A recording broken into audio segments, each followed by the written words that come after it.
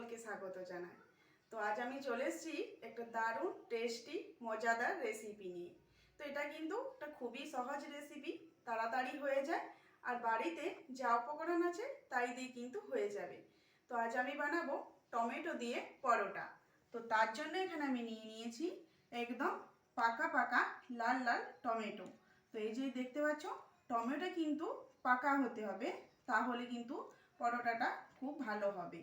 তো চলো পুরো ভিডিওটা দেখার অনুরোধ রইল। এবারে কিন্তু আমি টমেটোর পরোটা বানিয়ে নেব। তো চলো বানিয়ে নিই।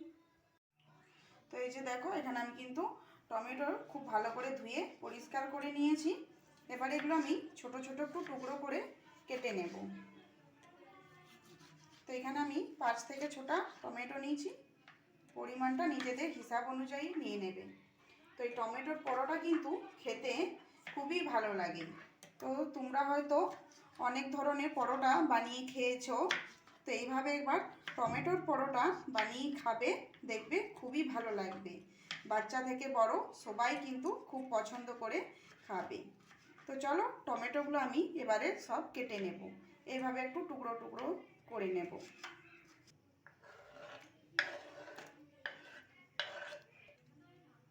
তো এই যে দেখো, এখানে আমি নিয়েছি কাঁচা পেঁয়াজ। তো এটা ভালো করে ধুয়ে পরিষ্কার করে কেটে নেব। তো এই যে দেখো, কড়ায় আমি সরষের তেল দিয়েছি। তেলটি কিন্তু খুব ভালো করে গরম করে নিয়েছি। এবারেতে আমি দিয়ে দেব অল্প হিং। তো পুরটা বানানোর জন্য এবারে এখানে আমি দিয়ে দেব 1/2 চামচ মৌরি, 1/2 চামচ জিরে। এগুলো হালকা একটু ভেজে নেব। তো পরোটাতে এভাবে যদি একটু মৌরি দেওয়া যায়, খেতে কিন্তু খুবই ভালো লাগে। মৌরিটা যখন একটু মুখে পড়ে, এটা কিন্তু সেন্ট একটা খুব ভালো আসে। তো দেখো, এগুলো কিন্তু একটা খুব সুন্দর গন্ধ বেরিয়েছে। এগুলো ভাজা হয়ে গেছে। এবারে এখানে আমি দিয়ে দেব থেতো করে রাখা আদা, আর দিয়ে দেব কাঁচা লঙ্কা কুচি।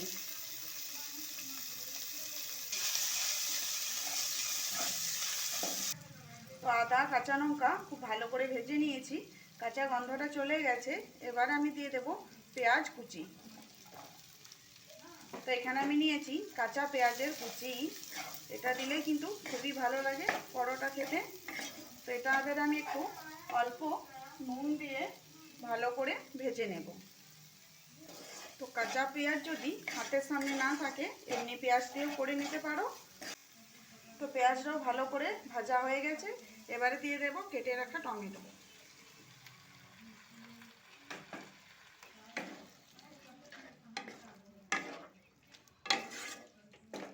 তো টমেটো দিয়েছি, এবারে দিয়ে দেব নুন। টমেটোটা খুব ভালোভাবে সিদ্ধ হয়ে যাবে।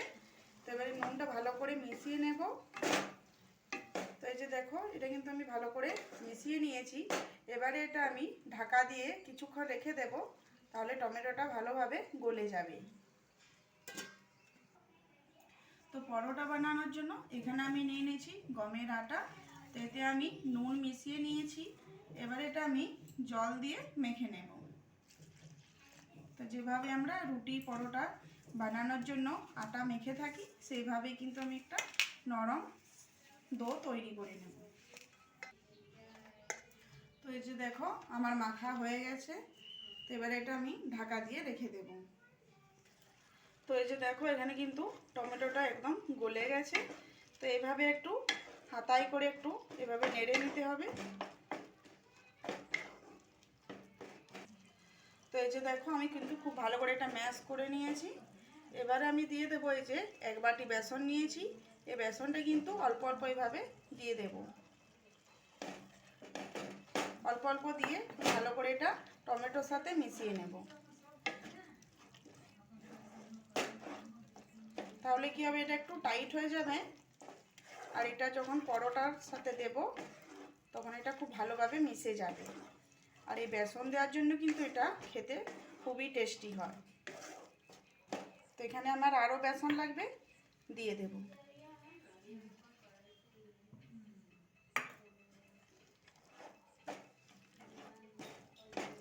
তো এইভাবে বাড়িতে টমেটোর পরোটা বানিয়ে কে কে খেয়েছো অবশ্যই আমাকে কিন্তু কমেন্ট করে জানাবে।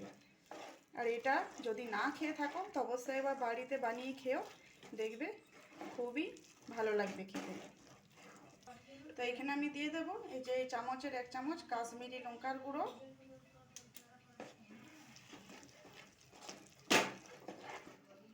তো এই যে দেখো এটা কিন্তু এখানে আমার হয়ে গেছে।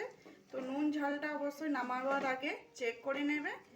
তো চলো এবার এটা আমি নামিয়ে ভালো করে কিন্তু ঠান্ডা করে নেব।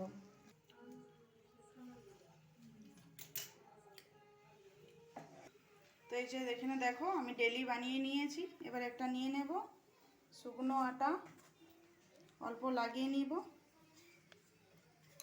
এবার এটা একটু অল্প বেলে নেব।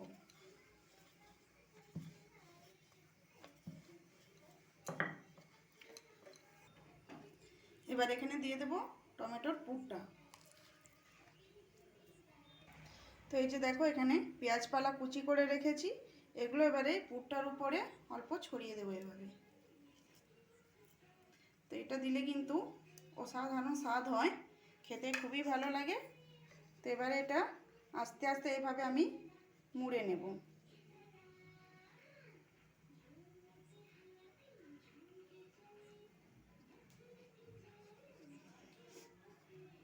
তো এইভাবে মুখটা কিন্তু বন্ধ করে দিতে হবে।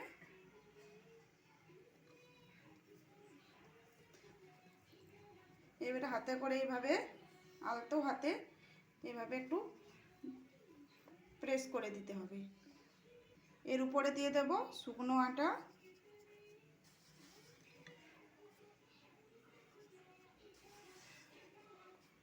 তারপর একটু হাতে করে এইভাবে একটু দেবে দেবো। এটা আমি আর বেলবো না, একটু মোটা মোটা করব পরোটা। এর উপরে আমি দিয়ে দেব অল্প সাদা তিল। সাদা তিলটা দেওয়ার পরে এভাবে একটু হাতে করে প্রেস করে দেব। এর উপরে দিয়ে দেব কাঁচা পেঁয়াজ পালা। তো এইভাবে এটা একটু হাতে করে প্রেস করে দেব। তো এই যে দেখো এটা কিন্তু আমার হয়ে গেছে। এবারে সবগুলো কিন্তু আমি এইভাবেই বানিয়ে নেব। তো চলো এবারে কিন্তু এটা হয়ে গেছে, তো এটা আমি ভেজে নেব। তো পরোটা ভাজার জন্য এখানে আমি নিয়ে নিয়েছি একটা লোহার তাওয়া, খুব ভালো করে গরম করে নিয়েছি। এবারে এতে আমি পরোটাটা দিয়ে দেব। তো এটা এবারে খুব ভালো করে এপিট উপিট সেঁকে নেব।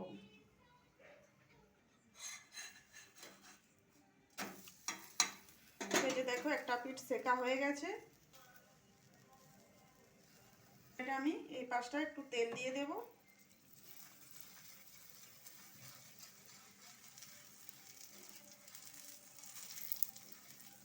অপর পিঠটা পাল্টিয়ে নেব। তো এই পিঠটা অল্প তেল দিয়ে ভালো করে একটু,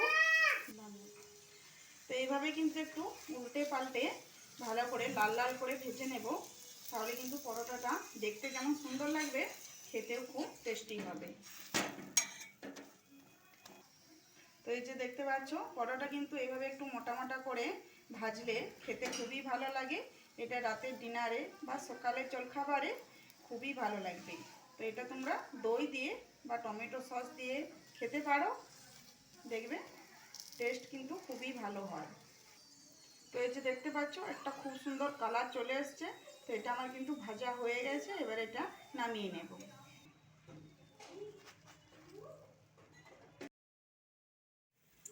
তো এই যে দেখো এখানে কিন্তু আমি সব পরোটাগুলো ভেজে নিয়েছি।